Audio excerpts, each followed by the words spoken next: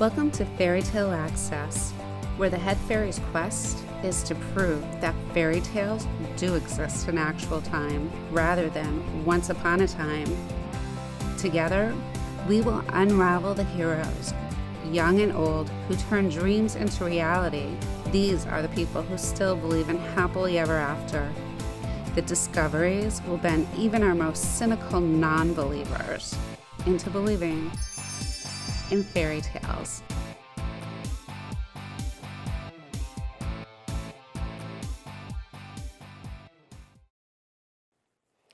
Hi, welcome to Fairy Tale Access. Today, our guest is the author of this amazing thriller genre. It's called Operation Salazar, and the author is Dan Lawton. Is that correct? That's right. Excellent. Well, thank you for joining us. Oh, my pleasure. Thank you. This is amazing.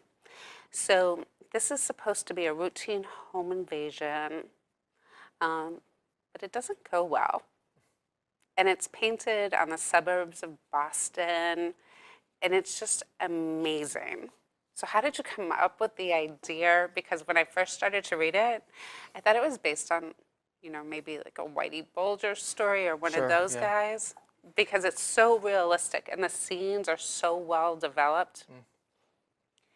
How did you ever come up with this idea? Well, it's interesting. I was actually starting on another book at the time, and I had a dream one night of a home invasion. And then I woke up the next morning and had to start writing it. It was actually on Christmas Day, 2014, I guess, when I started it. And then it took me about 3 months to go through it. The story came very, very quickly. Wow. Yeah.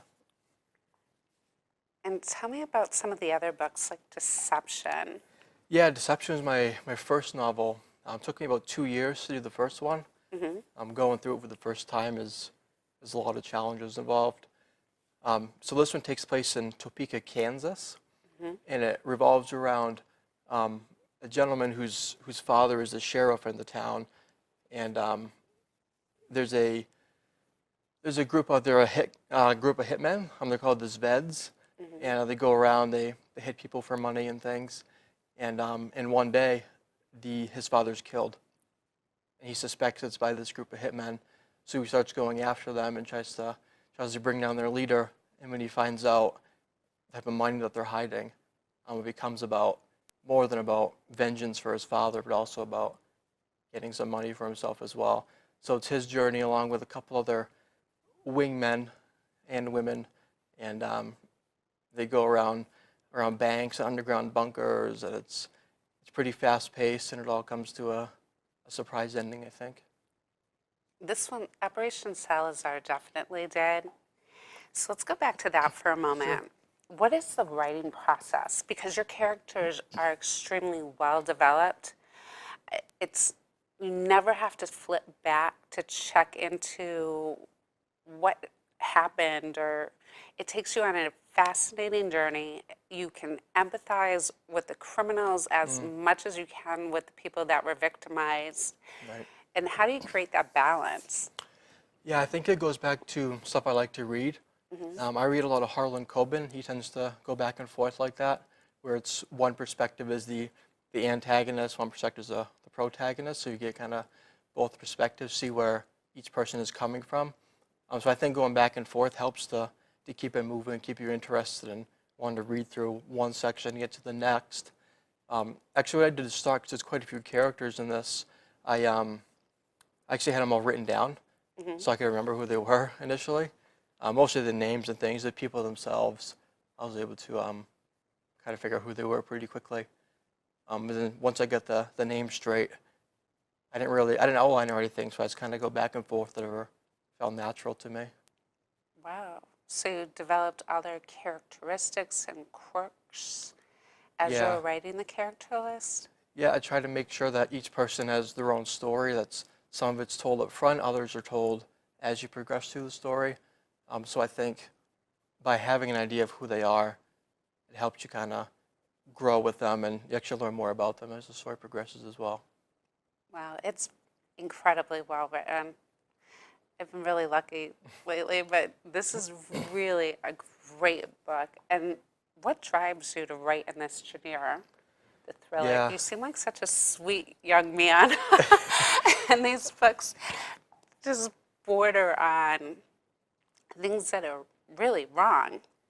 Yeah, my mother's a little worried about it. Can But imagine. yeah, and I'm okay. I don't have a criminal record. I'm a pretty straight shooter. But yeah, I like stories that involve criminals. I think they're the best stories. You find out the motivations behind them. Sometimes they're not all bad, which is surprising. The people who get convicted who aren't guilty happens too often, and their stories are remarkable. So I like to tell their stories sometimes and see where they come from, not just the victims we hear about all the time. And the places that you chose for it to happen, they do exist. So They do. where did you drive through areas and get an idea, or? Yeah, not really. Deception is in Kansas. Never been to Kansas. Stoneham, Mass is where the bulk of Operation Salazar takes place. I've been through there quite a bit. In terms of the neighborhood and things, nothing specifically. I did try to, there's a pizzeria in there where that's located. It's next to one of the subway stops. That is a real subway stop. I'm not sure if it's a pizza place there or not, but I wanted to do a little bit closer to home than Kansas, hopefully relate to more people locally. It's kind of the idea behind that. Well, honestly, when I first read it, I thought it might have something to do with the Whitey Bulger group or somebody connected with it. And I already started investigating it before I wrote you an email. Is this a real story? Yeah. But it's amazing. The detail, just going through the whole adventure, it draws you right in. And I couldn't put it down That's the at goal. all. That is the goal. Thanks, keeping us late at night. So what is the easiest or most challenging part about writing? Yeah, I've been thinking about this a lot. Easiest, I don't really have an answer, I don't think. None of it's easy, really. It's a lot of people are afraid of the blank page. Even when you start a new book, there's a blinking cursor and there's no words. I love it, honestly. Starting new stories is the best part of it for me. There's lots of challenges. Everything from the more you read, you gain ideas. The more you listen to other authors speak, which I do a lot when I'm at work. I just put on headphones and listen to interviews and speeches and things. My wife thinks it's a little bizarre, but that's what I do. So, and listening to what they have to say and learning strategies and how you worry about point of view and perspective and pacing and things. So sometimes it's too much information. You have to try to block it out a little bit and just let it naturally happen. When you read books, you don't worry necessarily about this happening then or from their perspective. You just read it. So it's hard to get into the two different mind frames sometimes. Just let yourself just go with it. So that's one of the major and many difficulties. Oh, absolutely. What would your advice be for aspiring writers to get started and get past the blank page? Yeah, the first one's the hardest. Dating back to high school, I knew I always wanted to write a book. I always was struggling for an idea, though. In college, I had a couple ideas during the summers. I would start them and never really get finished with them. And then after college, I was shoveling during one of our snowstorms. There was probably like a foot of snow out there. I was out there like all day, and I came up with the first idea. And the ideas change regularly as you go through it. Wow. So for people who are starting out, you just have to do it. You just have to write. It can be the hardest part sometimes, but people who say they're writers, but when you ask them what they write, and nothing, or I want to be, it's like, well, writers actually write. So if you want to be a writer, just write. Yeah, pretty Anything? basic. Diary, daily Anything. events, anything? Yeah, you can do a blog. Short stories, probably a good way to start. I didn't do that, but they're easier Did you probably. tell stories to your friends growing up? Yeah, I remember I was the captain of the golf team, and when we were going to one of our meets, I was just sitting there with one of my friends, and we were just talking. I started telling him a story about a key that was like found in the ground under the dirt, and I actually started writing a book about that later on. So, yeah, that's probably my earliest memory of storytelling. I'm in college, did quite a bit. I actually did take a short story workshop where, so classes, I don't know, 13, 14 weeks. Did you go to college for literacy or something else? Close. I went for communications. I originally went in for journalism, so it was a degree that was specialized, so had a lot to do with creative writing and professional writing. And the short story workshop was one of the courses where we'd write a story every week and then have to share it aloud. People would give you feedback. That was my first experience to doing that, and then later on I took a script writing course where we actually wrote a movie script. So we started from idea to by the end of the class you had to have a completed script. Wow. Yeah. Wow. It's just, how did you develop the way that you write? You know, the sequence and bringing the characters and the developed scene. And you were consistent throughout the book. It was really, really consistent where, you know, going back to the same neighborhood, the scene didn't change. Yeah. You know, the characters may have mingled in and out, but they followed the true course of their personalities. Yeah. It was really well done. So is there a secret to getting your characters to be that developed? Probably. Or getting it in your head so that, you know? Yeah, there probably is. Everyone probably has their own method. For me, I just try to be consistent with it, like you said. Once I have an idea of like what the house looked like in there, I kind of had a vision of the neighborhood, and they were hiding around the bend on one end. You could see the house with the lights off and things. Right. But they did repeat scenes a lot, so they would go back to the same spot, so that helped. In trying to describe something that's the same, a little bit differently every time, is what I tried to do. So yeah, I'm not sure what the secret is. I guess reading a lot, and then through deception, I learned quite a bit on how scenes work. And reading versus writing, it's a lot different. When you read something, it's very casual, you're in the moment. But when you write it out, there's more to it than I even thought sometimes. Wow. What's the ideal chapter length? Yeah, I like shorter chapters generally. I read a book by Dan Brown, the first of the Da Vinci Code series, Angels and Demons. Okay, that was good.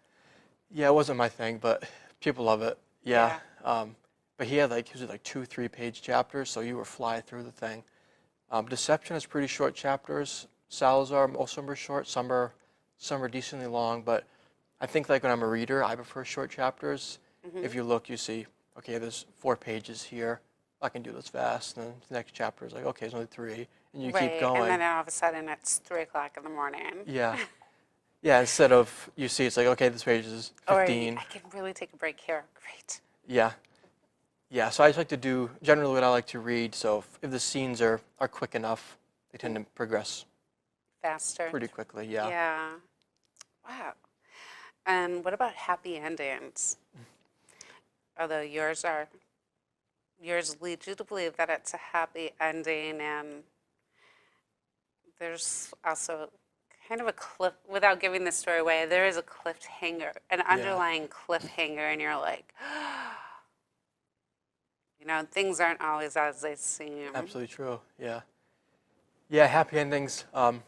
In this genre, no, I don't think you have to.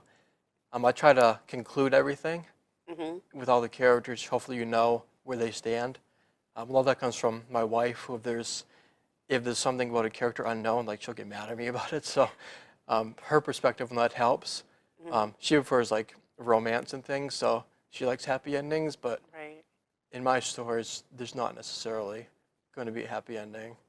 You'll know what happens, but whether it's happy or not, it's really different for each person, I think. Yeah, and they weren't predictable in any way. You could understand some of the choices that they made along the way. Yeah. But it didn't follow a predictable pattern, which made it increasingly more enticing to read and find out where it was really twisted and heading to. Yeah. Which is great, which is why I love to read. So, again, what's coming in the future with you? A lot, hopefully. Yeah. My 3rd book, I finished it probably in either September or October of this past year. I think it's the best one yet, for sure, based on my initial reader feedback rather. they seem to really like it. It's in New York right now with some agencies. There's been quite a bit of interest so far. I actually thought I was really close to signing with an agent recently. The agent liked it, and she passed it on to one reader. They liked it. Passed it on to another reader, and they didn't like it. So I'm expecting feedback from them any day. It could be either A, we're not taking it, here's why. It could be B, make these changes and we'll reconsider it, or C, we'll represent you, you have to make these changes. So we'll see. But so far there's been a few different agencies that have been pretty interested in it. So it can be kind of a letdown to go through agencies. Yeah, it's they take a long time to respond. They've had it since beginning of November, and early December the agent had told me that she was almost done with it and it was really good, and I didn't hear anything for 6-7 weeks. I know they're busy, they have clients and things, but yeah, it's waiting for agents is like, it's long and it's difficult, discouraging sometimes. But Really? What's the process like? You just mail it out to a bunch of them, or how does it work? yeah, I use a site called querytracker.net, where it lists agents by genre. So you can, for me, I search through mystery and thriller, and you can find agents who are looking for that type of genre. Some are closed, some aren't taking submissions. And then what you do, most of them are email now instead of the snail mail like it used to be. But they have different requirements, so it takes 10 or 15 minutes to personalize it. And some people want, 5 pages, some want an outline, some want 50 pages. So it's an art in itself because you have to create it's basically a cover letter for the book. You try to sell your book in, Just like any other job? 200 words, and Wow. and they skim through them fast, so you have to write something that's good enough to catch their attention. Yeah, it's very, very difficult. I haven't had any success yet, but hopefully my third book will get over the hump, but Wow. we'll see. Yeah. You just have to send it out to more. I mean, Harry Potter went through, 13 publishers? Probably, yeah. I only Yeah. sent probably a dozen out so far. The first two, one had over 100, one had like in the 80s without much interest. So I'm learning how to write letters better and things. Oh, that's great. Yeah. So, did you self-publish this? Both are self-published. Wow, they're Yep. really good. They're really good. A lot of the problems with self-publishing are the editing and, Yeah. just, I don't know. I'm a little picky, I guess, because I read more probably than the average person. Yep. But no spelling errors, no run-on sentences. So you must have been really good at English. I was, yeah. I'm a professional technical writer by day, so Okay. I do a lot of editing anyway. So I've probably read both of these books 10 times. Okay. So You did a great job. It was easy to read. I didn't stumble across errors, and it's just a great story. Seriously, I couldn't believe how real the characters felt. And that was just after the first 2 chapters. And I was searching online, like, home invasion. And I was looking in the city, and then, like, so is this real? I can't find it. They're like, no. I'm like, oh, okay. But yeah, it starts out with a bang. The first chapter gets you right into it. It does. On purpose. It really does. And the whole book takes you through. The first 2 chapters are just the highlight. It really doesn't Yeah. let you down anywhere. I'm glad to hear that. Yeah. So maybe a sequel. We'll see. It's open to it. Oh, that would be great. What kind of advice could you give young people that are thinking about this field? Always have a second backup job, would a say lot so. like acting. Yeah, very similar. You should probably have a salary job that has benefits and things. Most stories you hear, it takes people many, many years to even get it published, and those who actually can do it full-time for a living, it's very small. Even when they're in bookstores and things, you really don't get very much of it. You have to split it with the distributor and with the bookstore. So I'll give you an example. If I sell one of these in a bookstore, I'll make about like $1. On a book. Yeah. Wow. Everyone else makes more. It's just kind of how it works. So you have to Wow. sell a lot of books to to make a living, but yeah, hopefully we'll get there. That's the goal. absolutely. Yeah. Plus, you improve your craft, and Yeah. you find out how many people really enjoy it. That must be a great feeling. Yeah. People give you feedback. I had someone reading Deception pretty recently. He kept coming up to me. I work with him. He says, "I think I know what's going to happen." He come up the next day. Okay, I don't know what's going to happen. Like that's very predictable books. It gets really frustrating. You can kind of tell. You can see the pattern.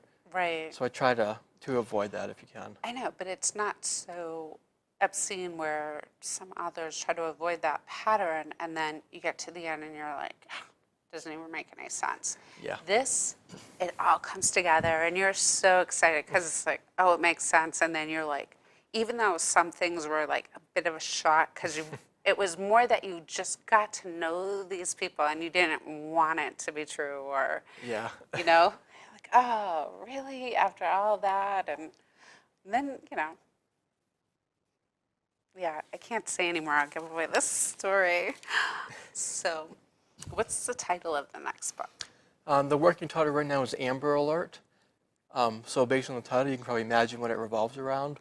There's a 9-year-old girl who's abducted in a mall, and so it's her parents' journey to get her back. Like my other stories, it's may not all be as it seems. The detectives are looking into it as well, and they have some suspicions. So things at the end, I think it's probably the biggest shock of them all so far. So that's Just good. it. You're incredibly good at showing that, like the home invasion. The cops get there and they're like, yep, okay. And really, realistically, there's nothing they can do when there's nothing left behind, fingerprints and stuff. So you feel they're let down and you're like, yeah, that's, and then you're like, and what a waste because they didn't even really get what they wanted.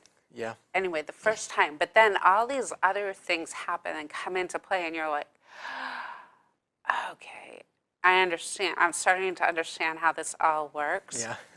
I don't know, it was exciting. I really enjoyed reading that. I read it twice. Oh yeah. Yes.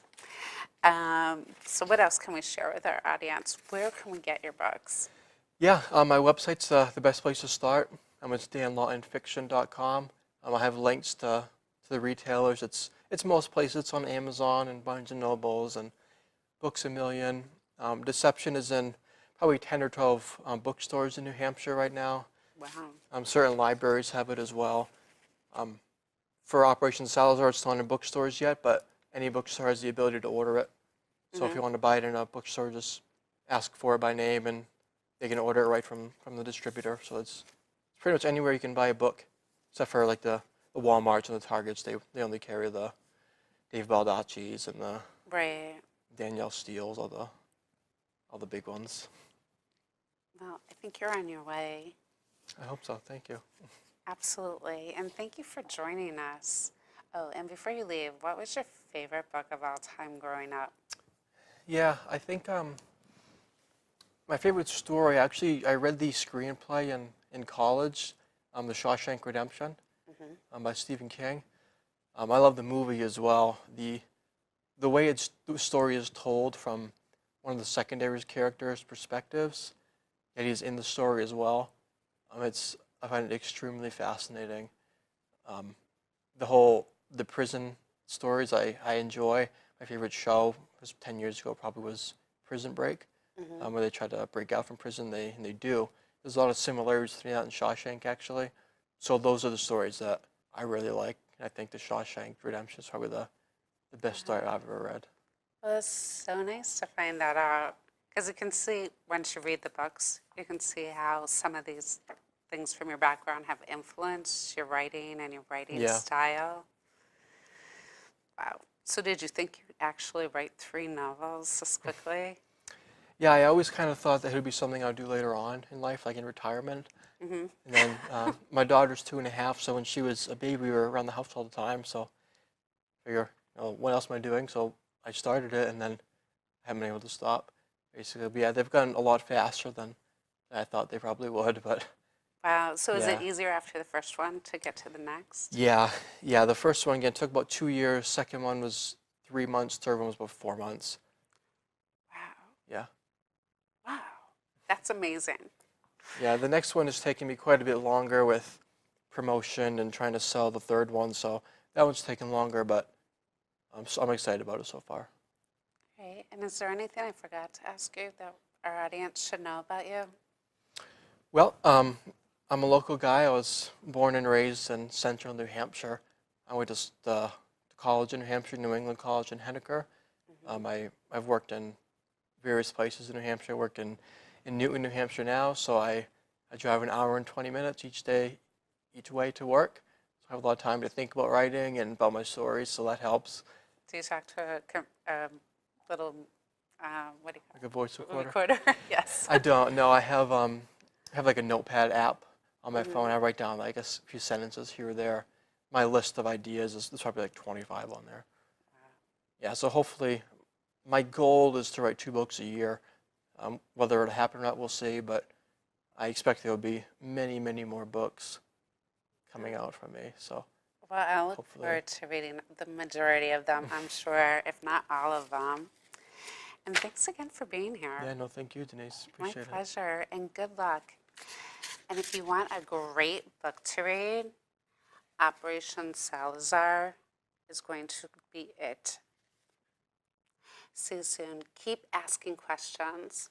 The answers are out there. And keep checking out new authors. They often let you read the first couple of chapters. And if you look at either one of these, Deception or Operation Salazar, it'll totally draw you in. We'll see you soon.